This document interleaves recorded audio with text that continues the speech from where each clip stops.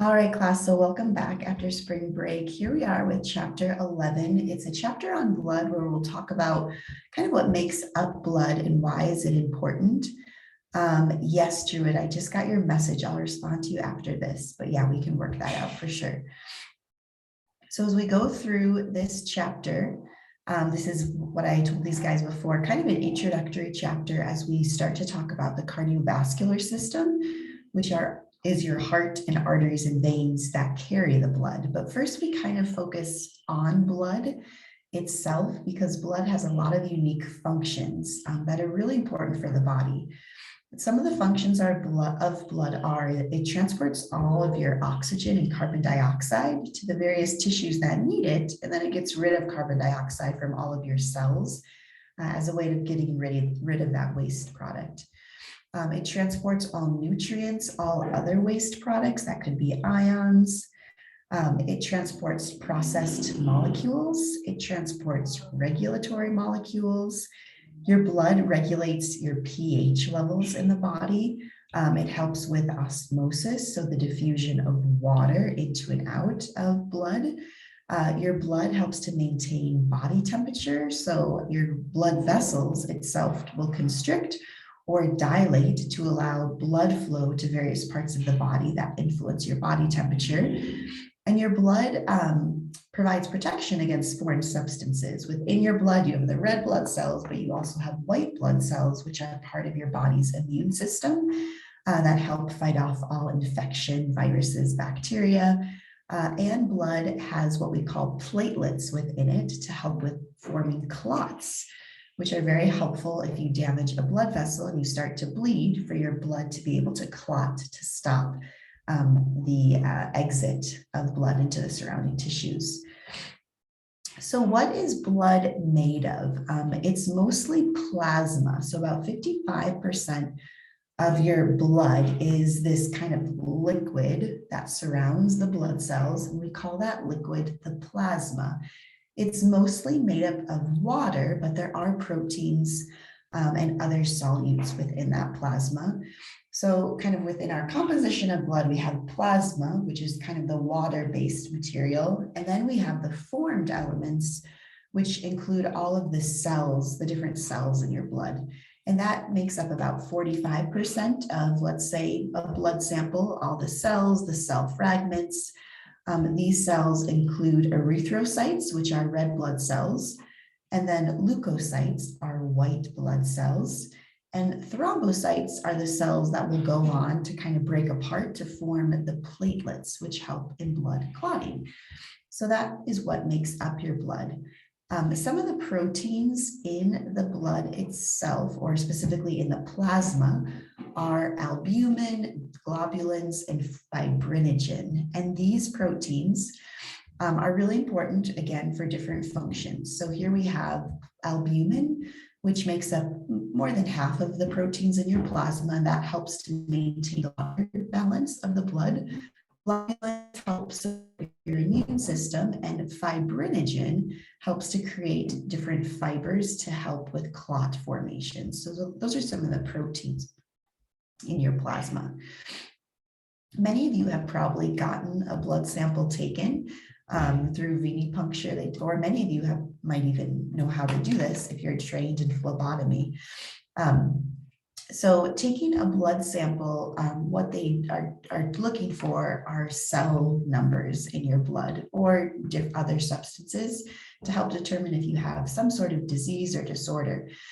So when they initially take the blood out of the cubital vein, kind of in the elbow, they'll take it and it'll just be a vial. And then what they do is they centrifuge that blood sample down. That means they spin it extremely quickly. And when you centrifuge or spin the blood sample very quickly, the blood will kind of separate into natural layers. All the formed elements, which are all of the blood cells, sink to the bottom of the sample because they're a lot denser. The plasma, which again is made up of mostly water, floats to the top. And remember, in plasma, we have mostly water, but we also have proteins and other solutes. You can see some of those listed there. The buffy coat is kind of this like a white color kind of separation that kind of separates the plasma from the formed elements. Within this Buffy coat, you can see, and I guess they don't really list what is in the Buffy coat. You have platelets and white blood cells within the Buffy coat. So within that Buffy coat are all of your platelets, which help with blood clots, and then your white blood cells. And the white blood cells, you have 5 different types of white blood cells: neutrophils, lymphocytes, monocytes, eosinophils, and basophils. And these 5 different types of white blood cells each have a specific function to help your immune system. So to help fight off infection. So let's say a virus gets into your blood. One of these 5 white blood cells has the specific function to either eat up that virus, to fight it off, to try to degrade it.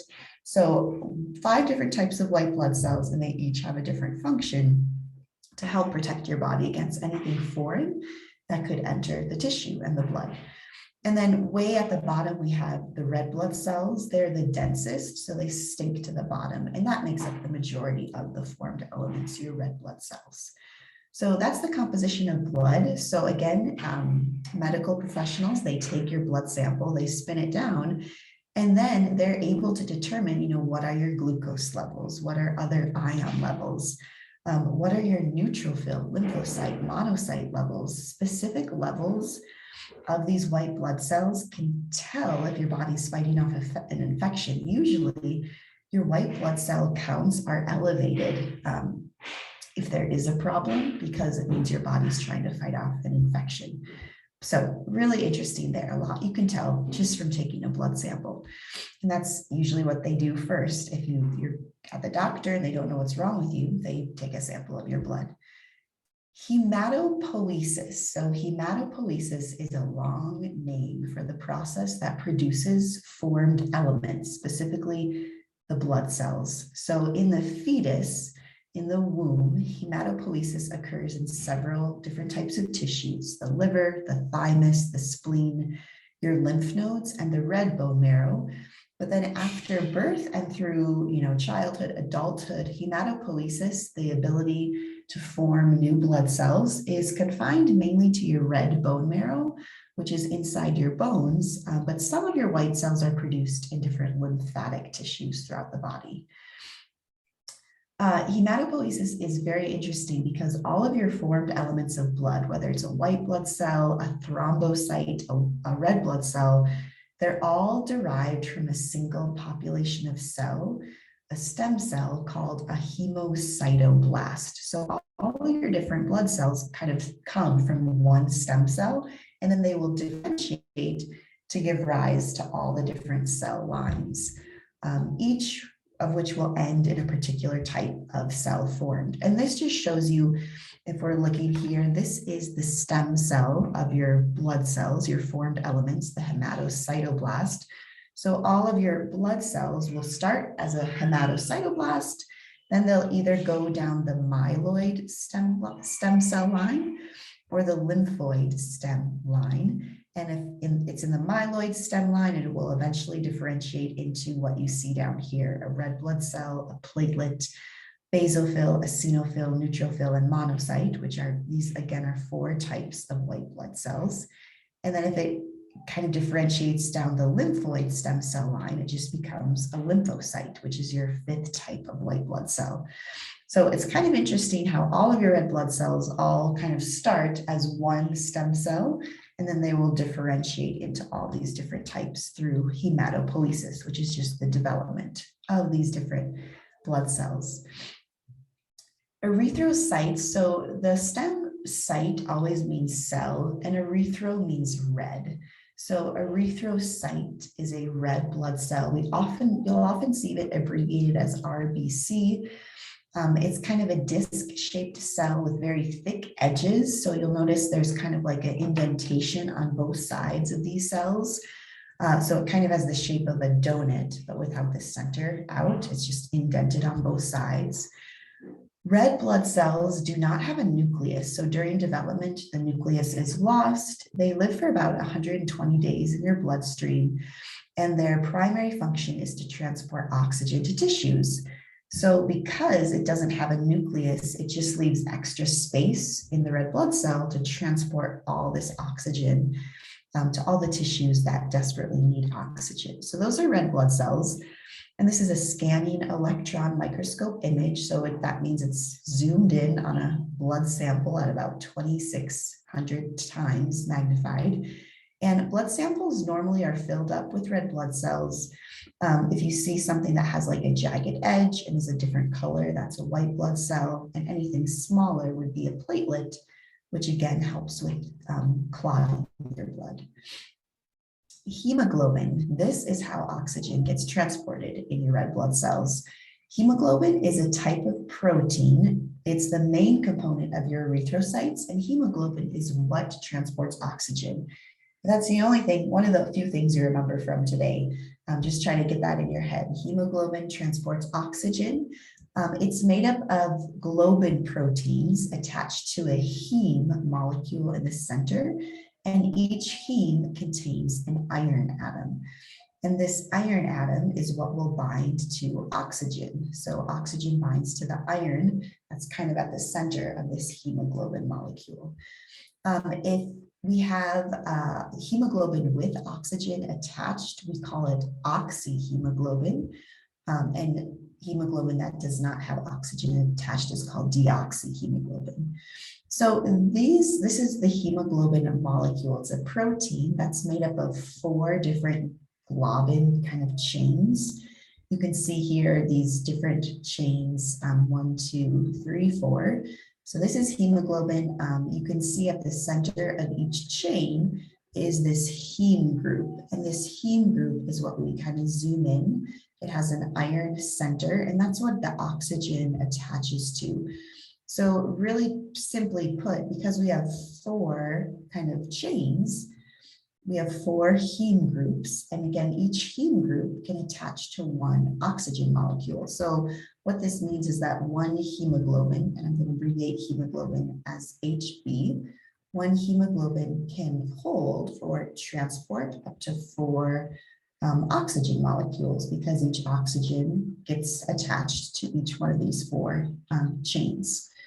So that is hemoglobin, the reason why red blood cells can transport oxygen.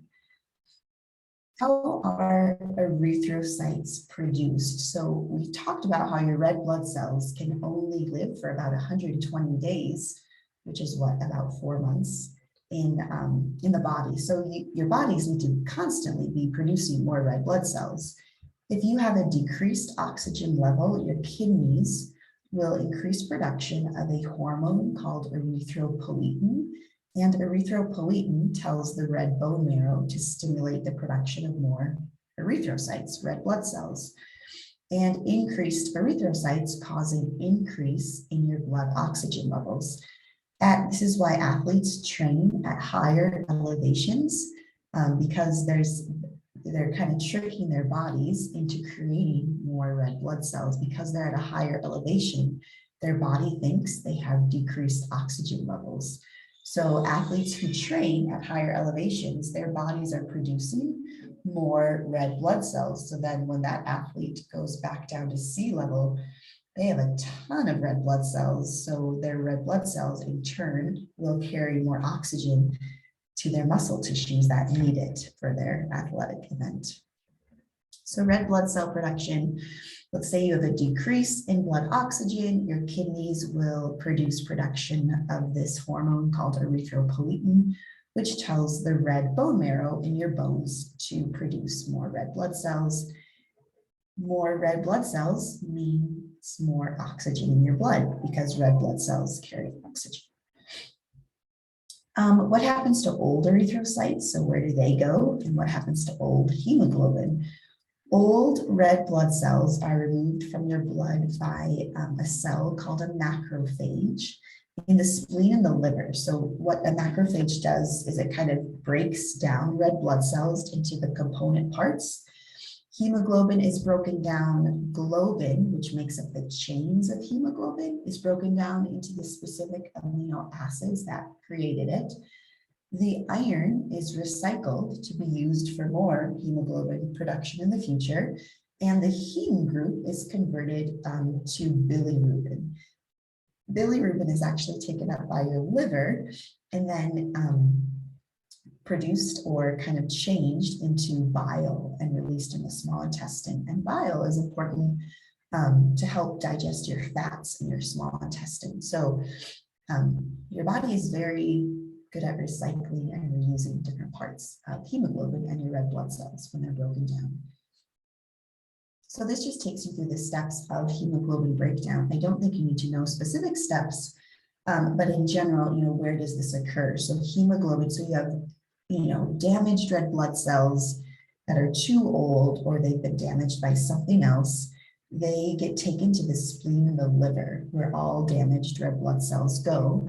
And then they get broken apart. The hemoglobin gets kind of broken into its component heme groups, globin groups. Globin groups get broken down into their individual amino acids. The heme group gets converted into bilirubin. And bilirubin is kind of taken back to the liver where it's transferred or kind of changed into bile. And bile is what the liver secretes into your small intestine to help with digestion. Any other bilirubin derivatives or waste products can also be taken to the kidney for processing. Iron could be taken to the spleen. Iron will be taken back into the bone marrow to be used again and recycled in more red blood cell production. So that's just a little bit how we break down hemoglobin and we use the components of it. So we talked about red blood cells. Now we're going to go on and talk about our leukocytes. And another word for a leukocyte is a white blood cell, and we often abbreviate this WBC. So leukocytes are our white blood cells. They do not have hemoglobin because they're not transporting oxygen. They're much larger than erythrocytes. So if you look at a sample of blood, and we'll get to this in lab, you'll see different samples of blood under a microscope. So they'll be much larger than your red blood cells. They will contain a nucleus. And the big functions of leukocytes are to fight off all infections and remove any dead cells and other debris that are in your blood by phagocytosis, which kind of means eating them up. So those are leukocytes. We have two kind of classes of leukocytes. They're either granulocytes or agranulocytes. And granulocytes contain specific kind of granules or specks in them. And there's three types of the granulocytes. We have neutrophils, eosinophils, and basophils. So underneath the microscope, when you're looking at a granulocyte, you can see kind of specks or these tiny granules in them.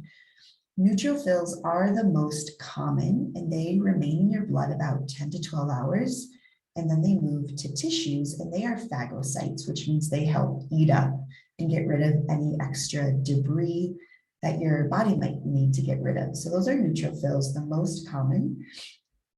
Eosinophils help to reduce inflammation. They help to destroy parasites in the body. And basophils are the least common leukocyte. They release and heparin, which help also in the inflammatory response as well. So those are the three types of granulocytes.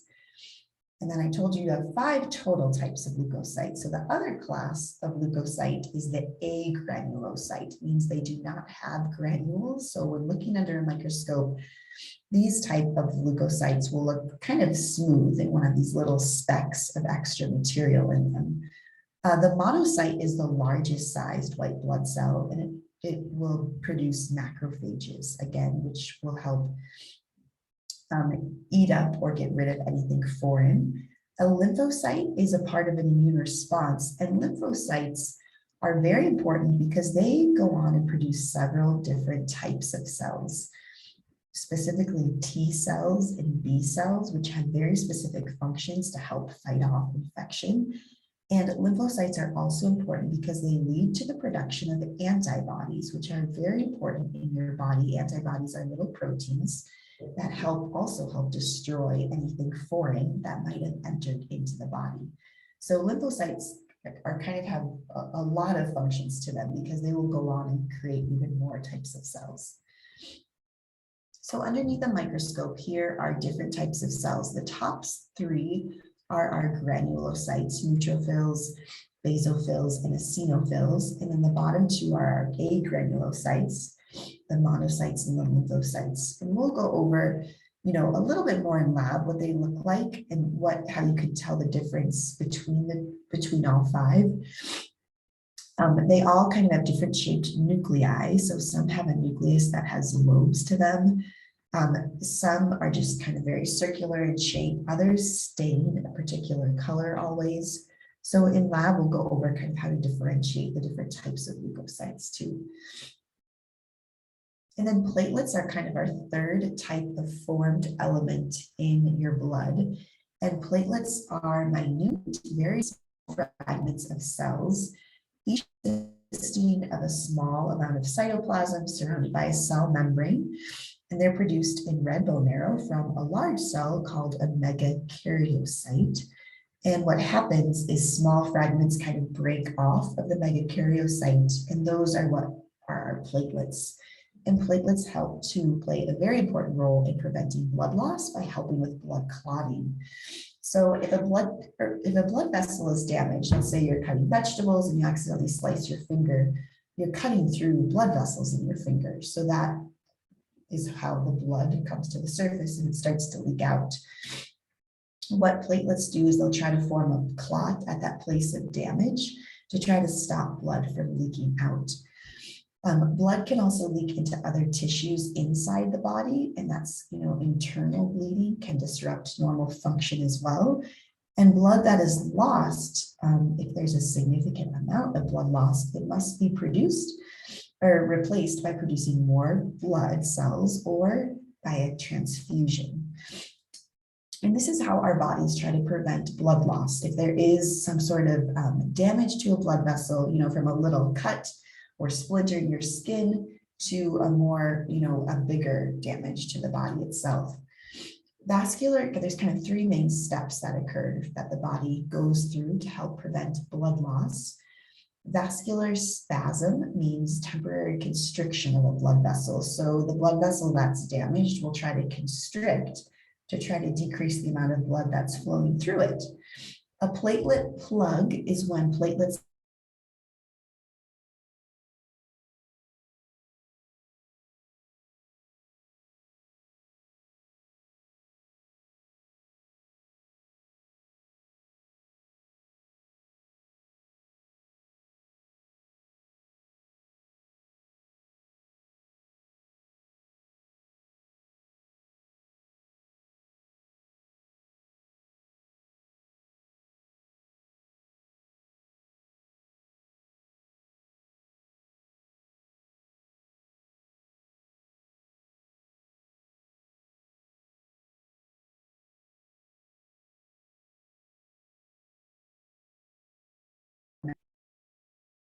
nothing. Okay.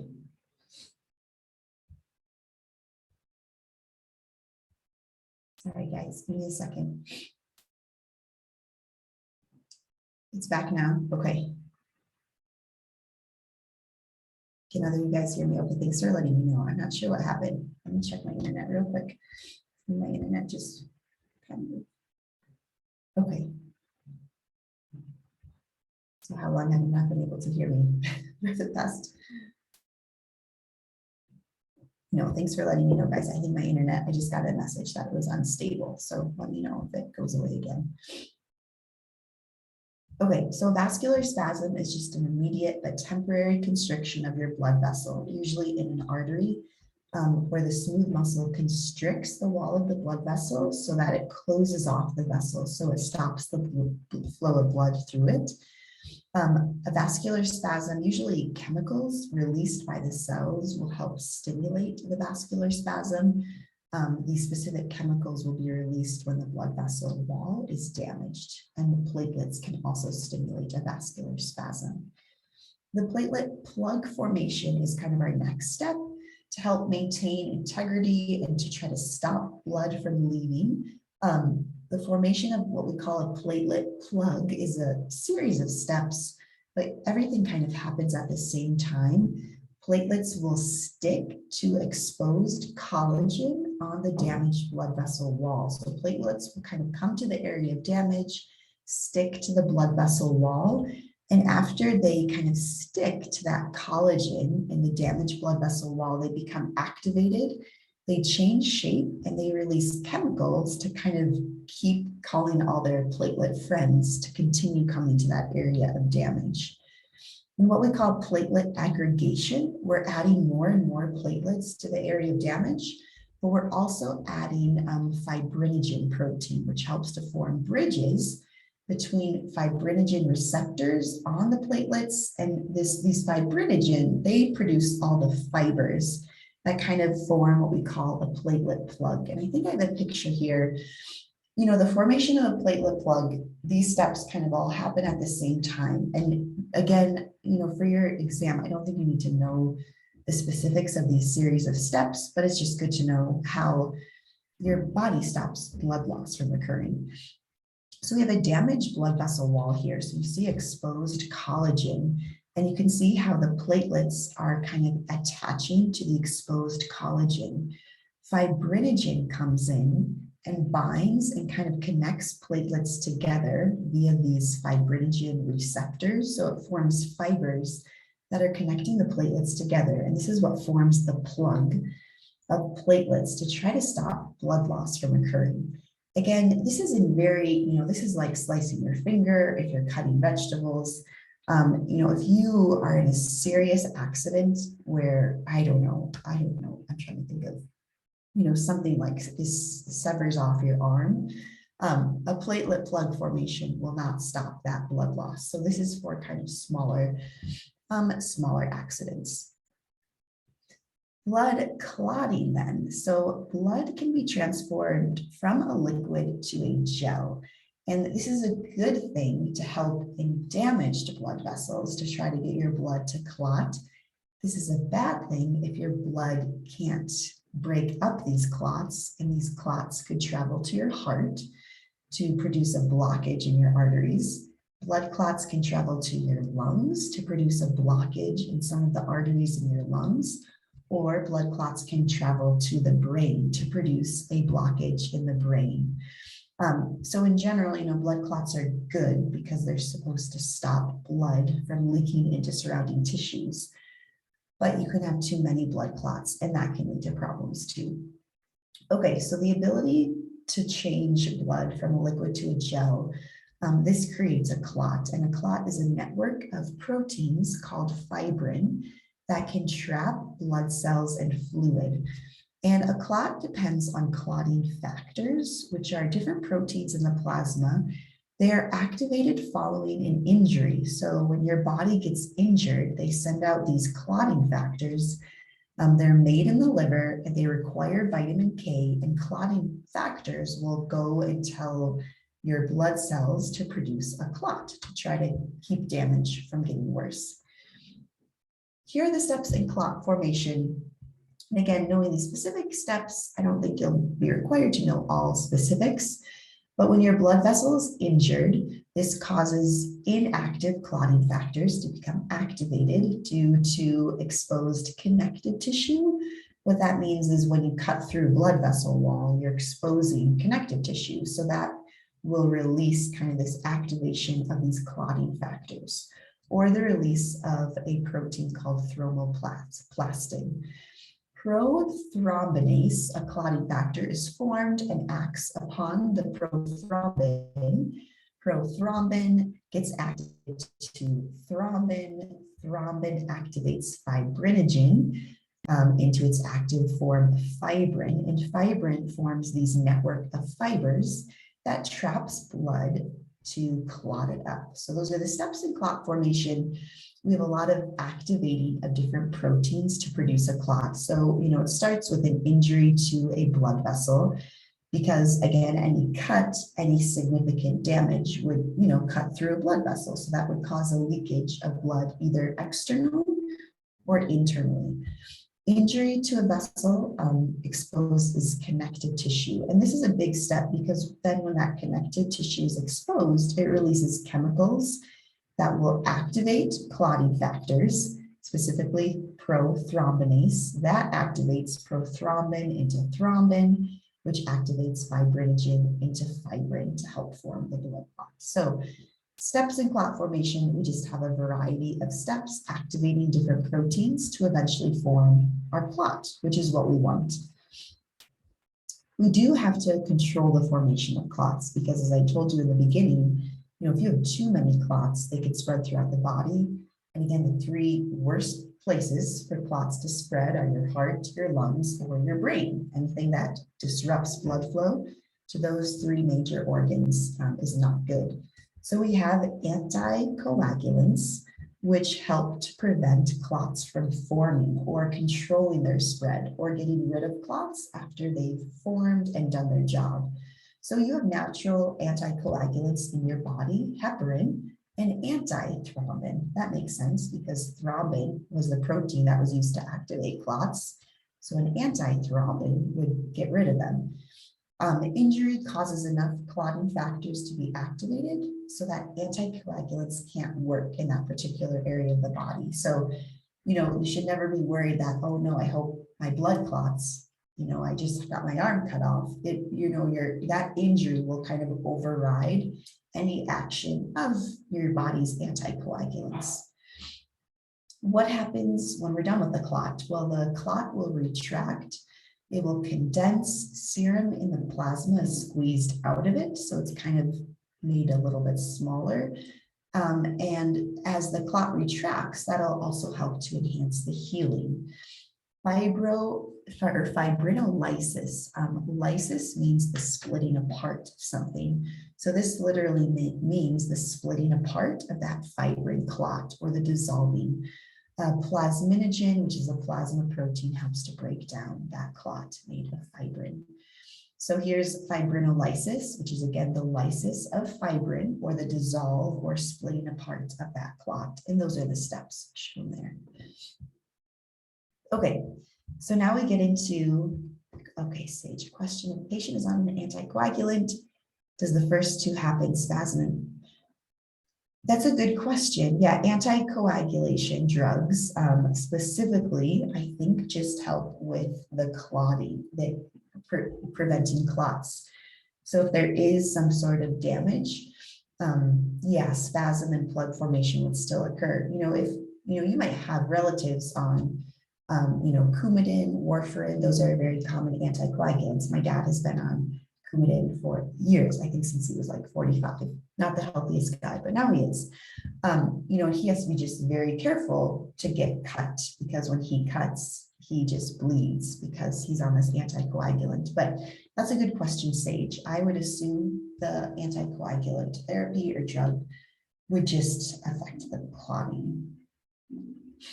Okay, I'm going to take a little sip of water because now we're going to get into another kind of topic that's a little, it's very interesting, but it can be a little misleading or confusing.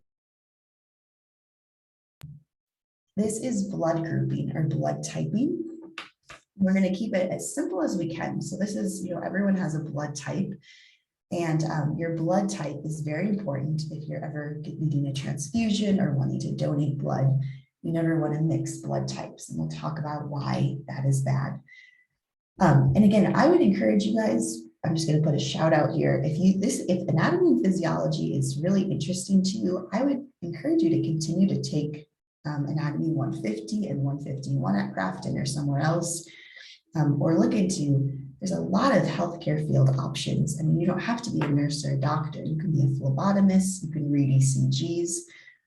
Just the healthcare field in general opens up a lot of opportunities for different just jobs. So if this is interesting to you, keep taking classes on it or ask questions. Okay, so blood grouping, we include this in blood and we talk about it right after injury or surgery, because if you lost a lot of blood, you'll probably need a blood transfusion. Transfusion reactions can be what we call agglutination reactions, and these are bad transfusion reactions. If the blood agglutinates, that means it's clumping together, and that usually happens if you've received the wrong blood type. Your blood actually attacks the transfusion, the blood that it received, and it clumps your blood cells together, and we'll talk about that. but that's called agglutination, the clumping of blood cells. And that's bad. If your blood cells are clumping together, it means they can't really go to do what they're supposed to do. We'll talk about what an antigen is. Antigens are molecules or proteins on the surface of your red blood cells, your erythrocytes. And the type of antigens that you have on the surface of your red blood cells determine your blood type. So I'm type A blood, so all of my red blood cells have the A antigen, this protein or molecule on the surface. An antibody is a protein that's found in the plasma. So remember when we talked about a blood sample, the plasma is the liquid portion of your blood, and your red blood cells are part of the cell portion of your blood. So antigens will be on the surface of your red blood cells, but antibodies are only found in the plasma, and antibodies will always be a special protein that fights off an antigen that your body doesn't want. So for example, I'm type A blood, so I have the A antigen on the surface of my red blood cells, and I have the anti-B antibody in my plasma. So my plasma carries antibodies against the B antigen because my body doesn't need the B antigen, it will just need the A. And then blood groups. These are named according to their antigen. So again, your blood type is named for what antigen is on the surface. You can be blood type A, you can be blood type B, you can be AB. So if you're type AB, you have both types of antigens on the surface of your cells. Or you can be really special. You can be type O, which there's a lot of us who are type O actually. O positive is one of the most popular blood types.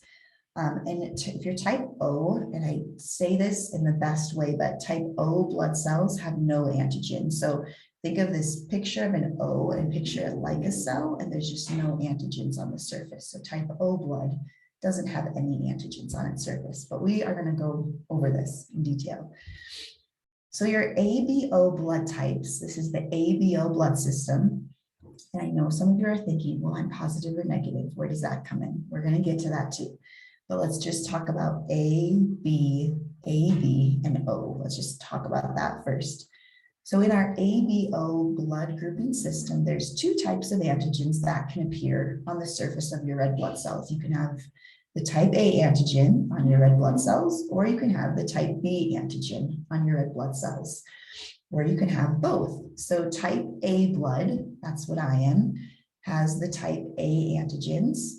Type B blood has B antigens on the surface of their red blood cells.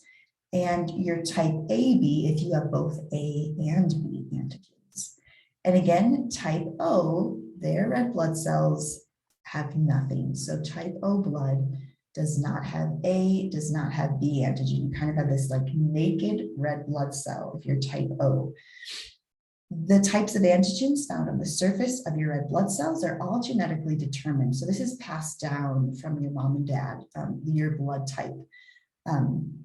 There's a specific kind of a genetic order that you can determine, what are the chances that, again, you could pass on your blood type to your kids too.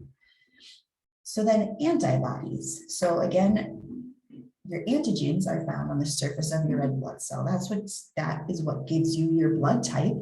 And then we all have, most of us have antibodies against the antigens, and they're present in the plasma of the blood.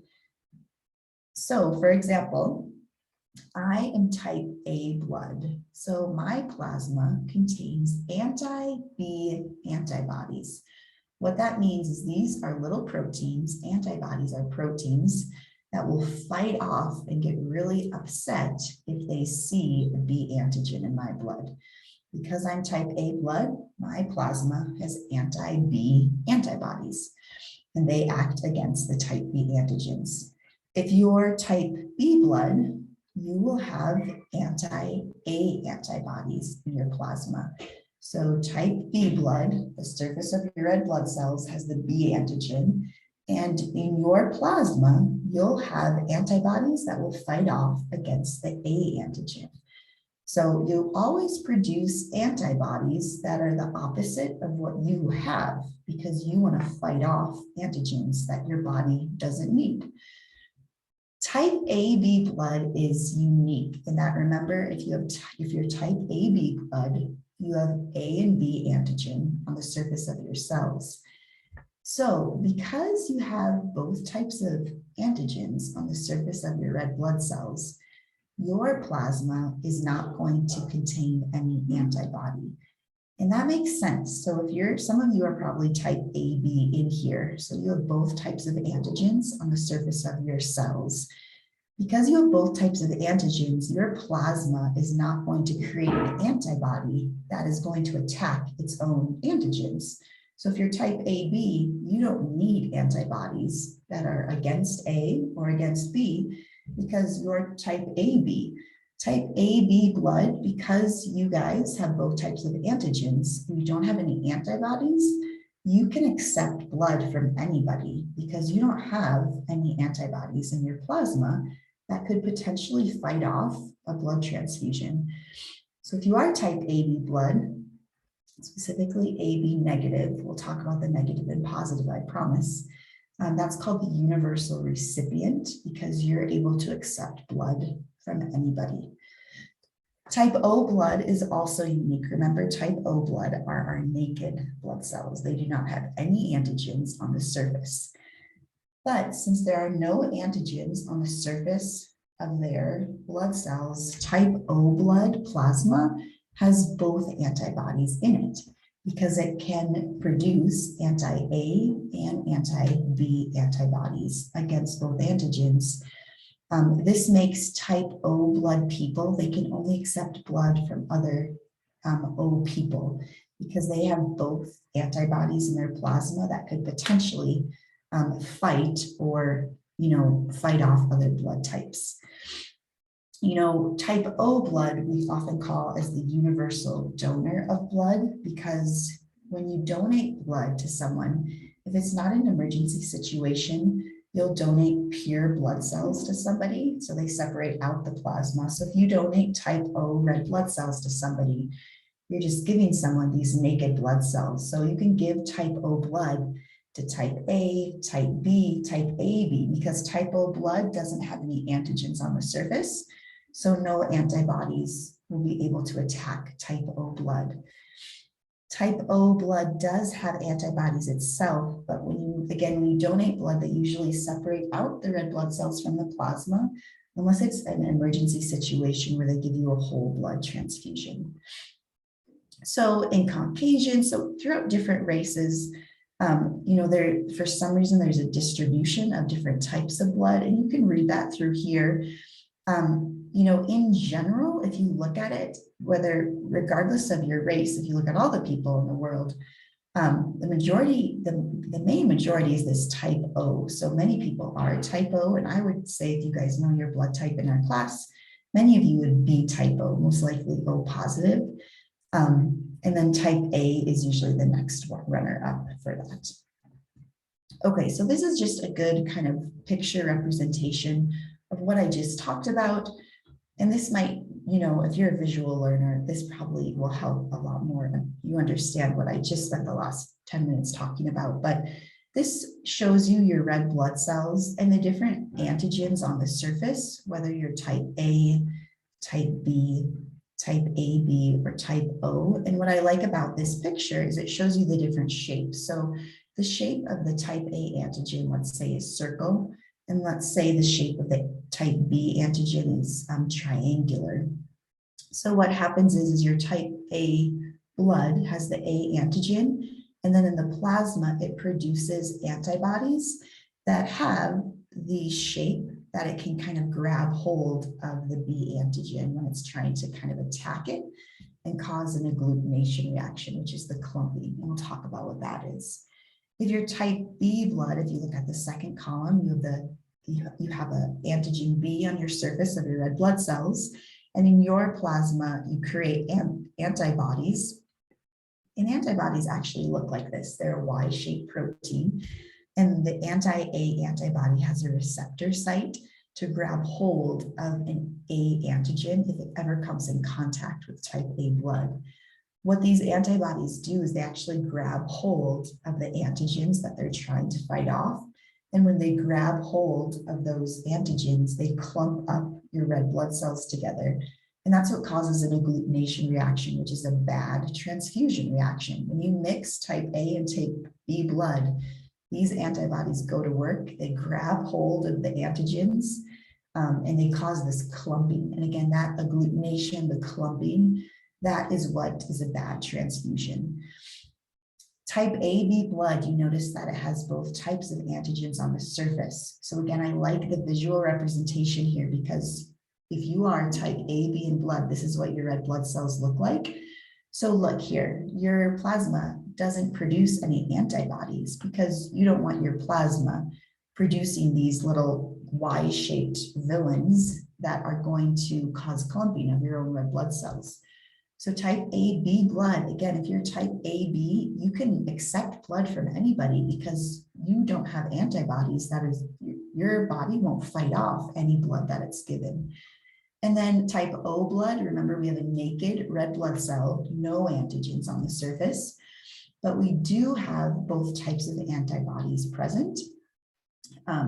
So we have both antibodies present in type O people, but no antigens. So again, type O people, they can donate their red blood cells to any one of the other blood types, because again, usually in a blood donation, they separate the plasma from the blood. But if you're type O, you must only receive blood from other type O people because of this, because your plasma has antibodies. So if you accept type A blood from somebody who's type A, you'll have an anti-A antibody that'll cause agglutination. So type O people, you need blood from other type O people. So this is what agglutination is. So let's say you have a type A blood of the donor, and you have an anti-B antibody in a type A blood of the recipient. So again, we're kind of donating type A blood to a type A recipient. The antibodies in the type A blood recipient, and I'll use myself as an example, I have anti-B antibodies. So my antibodies only fight off against B. So we don't have agglutination because the antibodies that I have, if I receive blood from another type A person, my antibodies do not fit with the A antigen. So there's no clumping, there's no agglutination. I can safely receive blood from other type A donors. This is where agglutination occurs. Let's say we have a type A blood of a donor, but it's donating to someone who's type B. Remember, if you're type B, you have the B antigen on the surface of your red blood cells, but you have the anti-A antibody in your plasma. So if you donate type A blood to a type B recipient, the anti-A antibodies, which are shown here, can reach up and kind of grab hold of the antigens on that donor blood. And when they do that, they clump the red blood cells together, and that is called agglutination. And that is a bad transfusion when you mix, non-compatible blood types together. It causes an agglutination reaction. Is everyone with me so far? Can you all still hear me, hopefully? Okay. So this is just a chart that talks about blood donor and recipients according to ABO blood types. Type O's are universal donors because they have no antigens on them. That just means that you're giving, again, naked red blood cells to everyone. So, agglutination reactions require an antigen on the surface to grab a hold of to cause clumping. But if you're donating these naked red blood cells, no agglutination will ever occur because there's no antigens for the antibodies to grab hold of. Type A blood can receive other A or other O blood because O is the universal donor. Type B blood people can receive other B or O blood. Type AB blood is known as the universal recipient because remember, type AB blood doesn't have any antibodies in the plasma. So if you're type AB, you're kind of lucky because you'll always have blood that's able to be given to you. but type O can only receive from other type O. Now we'll get to the positive and negative, because I know many of you know, well, I'm positive or negative, and where does this come in? It makes it a little trickier, but not much. Really simply, the positive and negative, that gives you, so I'm A positive, and you might be B negative, or you might be AB positive or O negative. The idea that you have a positive or negative on the end of your blood type, that just means you have an extra antigen called an RA antigen. So it would be the same way as if we had labeled it like even a different letter, but for some reason they just call it positive or negative. You're positive if you have this extra antigen on the surface of your red blood cells, and you're negative if you do not have that. Most of us are positive. So again, if I were to poll all of you guys, I would say most of us will be B positive, A positive, AB positive, or O positive. So it just means we have an extra antigen on the surface of our red blood cells. Antibodies, this antigen is different though, because if you have this, positive antigen, you'll only produce antibodies if the Rh negative person is exposed to Rh positive blood, for example, by transfusion or from mother to fetus. So for example, we'll go over why this is important in pregnancy, but you can only develop antibodies against this antigen if you're actually exposed to the blood. So that's the difference. If you're A, B, you will naturally have antibodies against the opposite antigen that's not in your blood. But if you are Rh negative or Rh positive, you'll only produce those antibodies against the Rh antigen if you're exposed to that blood. And you'll be exposed to this Rh antigen either by a transfusion reaction or in a pregnancy. And this is where there's some problems that can be caused in pregnancy. And they'll always ask and test your blood type in pregnancy. So let's say the mom is Rh negative. And again, this doesn't happen often because we just said that most of the population is Rh positive. So this doesn't happen often, but when it does, it can be life-threatening to the fetus. So if a mother is Rh negative and the fetus is Rh positive, the mother can be exposed to the Rh positive blood of that fetus when it leaks through the placenta and mixes with the mother's blood. So this is in cases of a first pregnancy. The mom is Rh negative, the fetus is Rh positive. Some of the fetal blood can leak through the placenta into the mother's blood.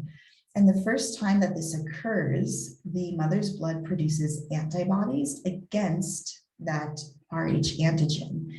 It doesn't affect the first fetus or the first baby when it's born because fetal blood can move across the placenta into the mother's blood, but these antibodies then that will be produced in the mom's plasma, those antibodies that they cannot move back in. So this is the first time this occurs, it won't affect a first pregnancy, but it could affect subsequent pregnancies, and we'll talk about that. Any repeated mixing of blood could cause a reaction. And this is what we call hemolytic disease of a newborn. So this condition occurs when a mother produces these anti-Rh antibodies after it's been exposed to that fetal blood. And this, it usually even doesn't happen during pregnancy. I should say that at the birth of the baby, that's when the blood usually mixes. So at the birth of that first baby, the mom can produce these antibodies against that Rh factor. But for subsequent pregnancies, this Rh negative mother will now have this antibody in it that could cross the placenta and cause agglutination and actually cause hemolysis of fetal erythrocytes, meaning it can split apart the red blood cells in that fetus. And that can be fatal to the fetus. It can be prevented if we kind of pump Rogam into the mom, which contains antibodies against the Rh antigen itself. So it can be treated, but it is a condition that's always watched out for in pregnancy. And again, if you're a visual learner, this just describes these steps with it. So here we have fetal Rh positive red blood in maternal circulation, the placental tissue, which again, the mixing of blood in pregnancies usually only occurs right before or during delivery. So the Rh positive red blood cells from the fetus can enter the mom's circulation through when the placenta tears, for example.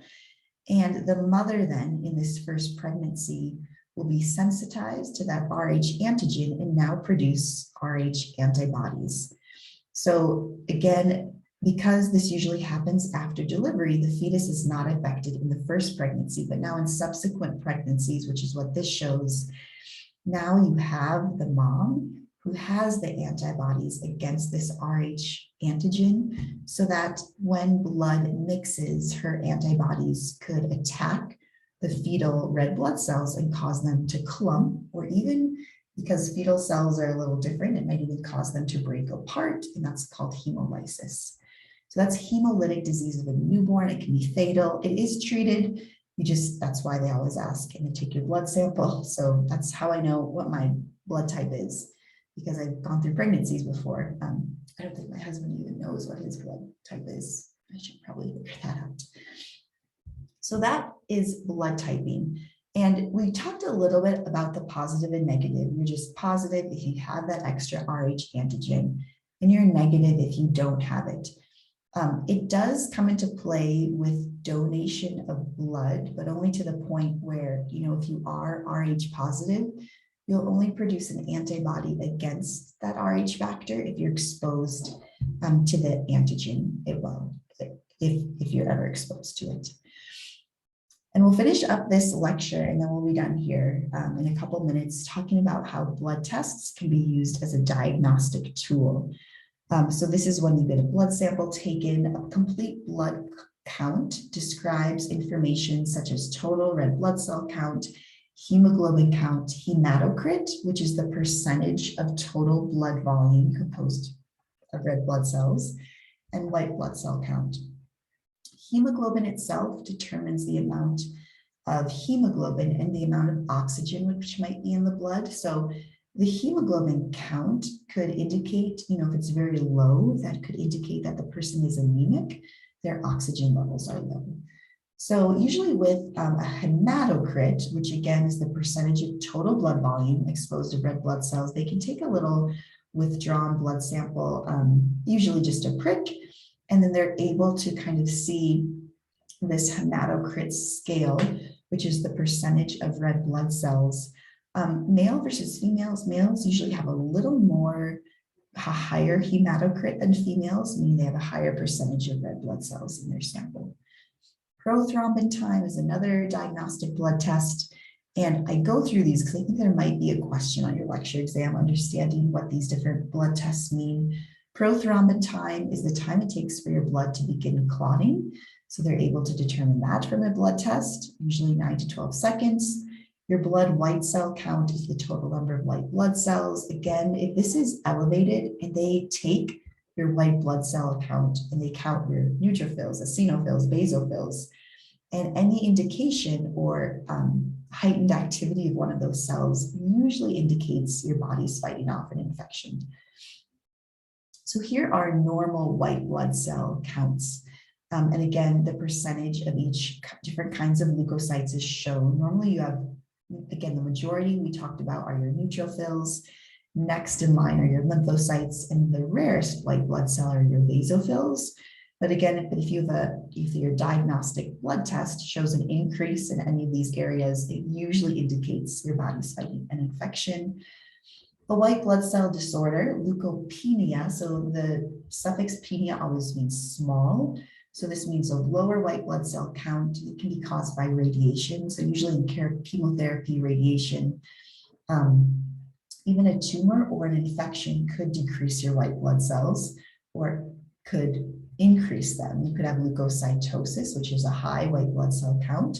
This could also be caused by an infection, or leukemia, which is a cancer of your white blood cells. So I'll go ahead and stop us there for our blood